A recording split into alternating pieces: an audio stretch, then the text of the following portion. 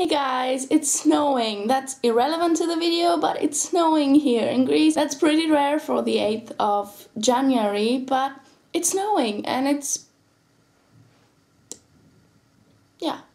nice. But to go on with the actual theme of the video, I'm gonna do a nail tutorial, and it's going to be a nail marbling tutorial, actually the tutorial for nail marbling, because it's gonna be the basic things that someone should know about nail marbling and how the technique works, and tips and tricks that you can use to make it easier for you to use this technique. I've done a video like this before, but I've received comments recently on this video and I got a request to do another one, so I'm gonna do a new one. I'm gonna have a link to the other one below if you want to check that out. Nail marbling is a technique that uses water and nail polish, just those two things, to create amazing designs on your nails, designs like that. They're pretty abstract and unique on each nail. So what you need for this technique is a plastic container or glass if you want. It doesn't matter what it's made of, but you should know that you probably won't be able to use that again. So I just use little plastic glasses that I can throw away if I want to. The next thing you need is a toothpick or something, anything that has a pointy end, and also you generally just need a little stick that you can roll around to gather the extra nail polish. You will see later what I mean by that. Next, of course, you need nail polishes, and I recommend that you use from 2 up to 4 nail polishes at the most, because otherwise it creates a clutter of nail polish and it doesn't look that good. Next, of course, you will need your base coat and your top coat. The base coat to protect your nails and the top coat to seal in your design. And also you will definitely need nail polish remover and cotton pads and Q-tips, because you're gonna get really dirty with nail polish. Your fingers are gonna get full with nail polish. There are 2 ways that you can avoid that. Not completely avoid that, but kind of make it easier for the cleanup afterwards. The first one is by using duct tape, and I'm gonna show you how that's done now. You will need 2 to 3 pieces of duct tape, depending on how wide your duct tape is. The first piece you're gonna put around your nail, starting from the tip of your finger to the sides of your nail, and you will need to put it as close as possible so that you'll have less nail polish to clean out afterwards.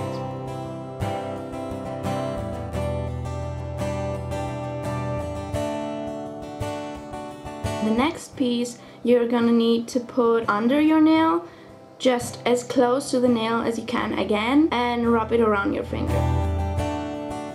If your duct tape is not wide enough, like mine, you're gonna need a third piece that you will put underneath the last piece that we put on, and just wrap it around your finger again. Then to remove it, it's actually really simple. You just remove the duct tape, but carefully if your nails are still wet so that you won't mess up your design. You just remove the pieces either one by one, or if they go off altogether, then just pull them off altogether.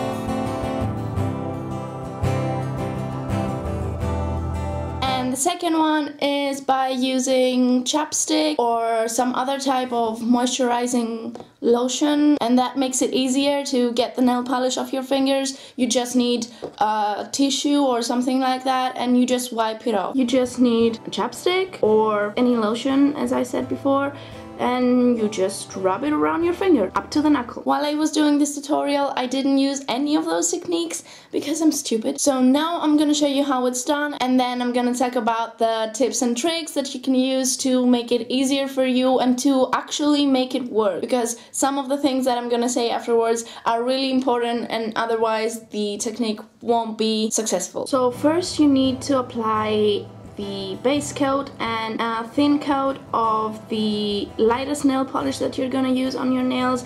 It doesn't matter if the coat that you put on is patchy or doesn't look good, because the layer of nail marbling is gonna go on that and it won't show. To start, you need to work pretty fast so that the nail polish won't dry on the surface. Have all your nail polishes open so that it will be easier and faster for you to drop the nail polish into the water, and just start dropping.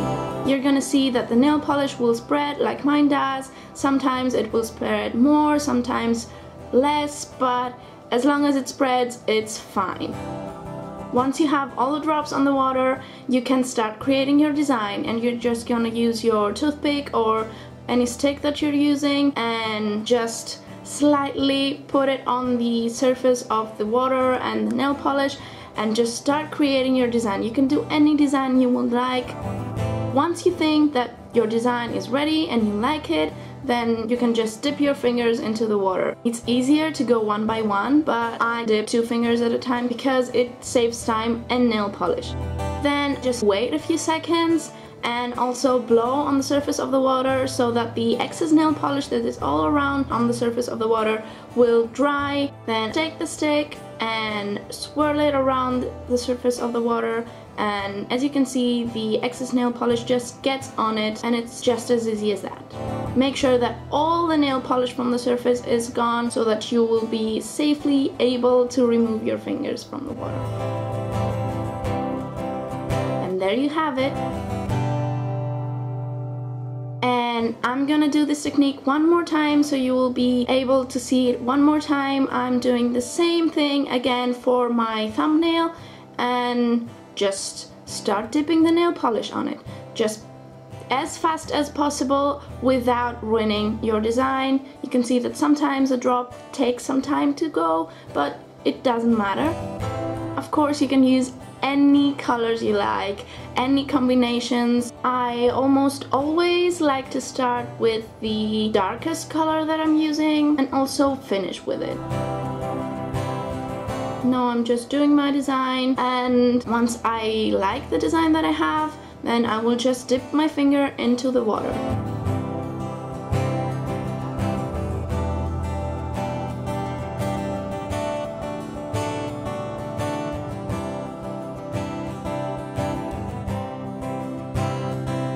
Then again, remove the nail polish from the surface to be able to move my finger from the water. Now the only thing you need to do is, of course, clean out your fingers and just put a top coat on them to seal in your design and make it last longer. Now I'm gonna talk about some tips that you need to know to properly use this technique and have no problems using it. The first is that the water that you're gonna pour into your glass needs to be room temperature. You can use tap water or mineralized. You can kind of experiment first and see which water works best, but it definitely needs to be room temperature. If you don't really know when the water is in room temperature, what I suggest is that you just pour that into your container and leave it for about an hour, and then it will be room temperature. So there you go. The next tip is that you stay away from glitter nail polishes. Chunky glitter, I don't think that would work at all with this technique. And fine glitter, it works, but it's so difficult to get off your skin afterwards. The next thing is that you should know that not all nail polishes work for that. Not all brands. That's not something you can know from before. You can just try out different nail polishes, and if the nail polish isn't spreading on the surface of the water, then it doesn't work. I know that Eriduo nail polishes work, 17 nail polishes, H&M nail polishes, and also the nail polishes from Accessorize. Another thing that is really important is that the surface of the water needs to be completely clean. Otherwise, anything that is on the surface will go on your nails, and the design that you put on your nails will get chipped easier. Next thing you should know is that when you drop the drops of nail polish on the water, you need to have the brush really close to the surface, not touching the surface, but really close, because otherwise it's just gonna break the surface and fall into the water, and we don't want that. We want it to just spread around on the surface of the water. So you need to have the brush really close but not touching, because if you have it touching, it kind of ruins the whole nail polish that is on the brush. Another thing is that when you use your little toothpick or whatever you're using to create your design, be really careful with that and just touch the surface of it. Don't poke through it, just touch the surface and kind of glide the stick that you're using on it to create your design. Next, when you already have your fingers in the water and you just want to remove the excess nail polish from around your fingers from the surface of the water, first wait a few seconds for it to dry completely so that you can remove it easier. And to make it dry faster, you can just blow on the surface of the water. It's also really important to have a tissue or something like that near you so that you can wipe off your stick every time you put it into the water, so that you won't have excess nail polish on the stick, because it kind of ruins the design. Another thing is that when you put your nails into the container, sometimes air bubbles get trapped underneath your fingers and on your nails, so they're trapped between the nail polish and the nail. And when you take out your fingers, you will see the little bubbles, and when they burst, the design gets ruined. What I suggest for that is, while you have your fingers in the water, just jiggle them just a little bit so that the air bubbles get freed and on the surface of the water. Of course, it's really important to remove all the excess nail polish from the surface while you have your fingers in before you take them out, because otherwise this nail polish that is all around there will go onto your nails and on the design that is already on them, and you will have a double design, and that doesn't look good because it just gets really smudged and weird. As you can see, there are a lot of tips and tricks for this technique, and these make it look hard, but it's not hard to do. It may take some practice at first, but generally it's really easy to do if you follow